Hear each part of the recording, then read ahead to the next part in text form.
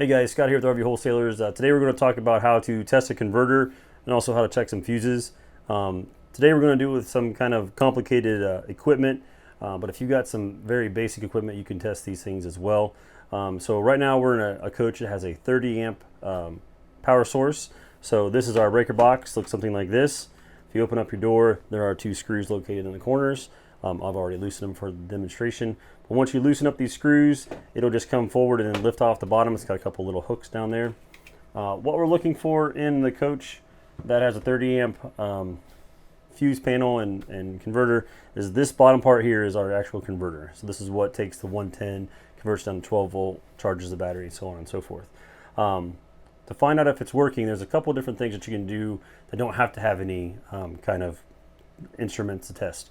One, it has a fan that runs. I don't know if you can hear the fan, but there is a small fan on the converter that runs when we've got a load on it. So if I got all my lights on in the coach and things like that, if I notice that my lights are kind of dim, I don't hear my fan running, there's a good chance that we have an issue with the converter. Now, every converter also has a backup to it. Essentially, we have some fuses. So in this case, this one has two 40 amp fuses. You could have an issue where it's just two blown fuses. So that would be the first place that I would check if I'm noticing that I'm having an issue with lights not seeming to be bright or starting to dim and I'm plugged into a power source. That's the key to it. You have to be plugged into a power source for the converter to work like it needs to. So I have my meter here, my multimeter. I have it set to 12 volt. And essentially what I'm going to look for is my big wire coming in the bottom and my big white wire coming in the top here. I'm going to check my leads, see what I get. So you should get roughly about 13.6. So that's what we got. So this one's putting out like it should. It also depends on your draw. So if you're not seeing something in that ballpark, that's definitely a time to maybe take it in or talk to a technician and find out what you need to have done. Certain converters also have like a power charging mode, so you might see something that's a lot higher if it is putting out power, like maybe in the 14s. You have to just double check on your converter specs on what it would do if it was in a power charging mode. But those are some things that you can check for. Like I said, you do have a couple fuses. Listen for the fan, if you're noticing that your lights are going dim, things along those lines. We also can check our fuses. Once again, if you're using a meter, we can put it on a ground, test both sides. There should be two little metal pieces on both sides of your fuses in here. And we're looking for power on both sides, one in, one out.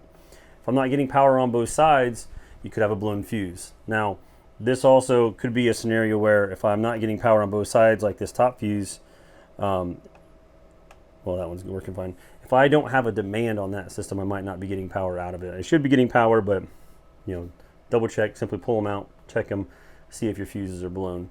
If you don't have this kind of a meter, use a little light tester like so, hook it up to a ground, and you can test for power that way.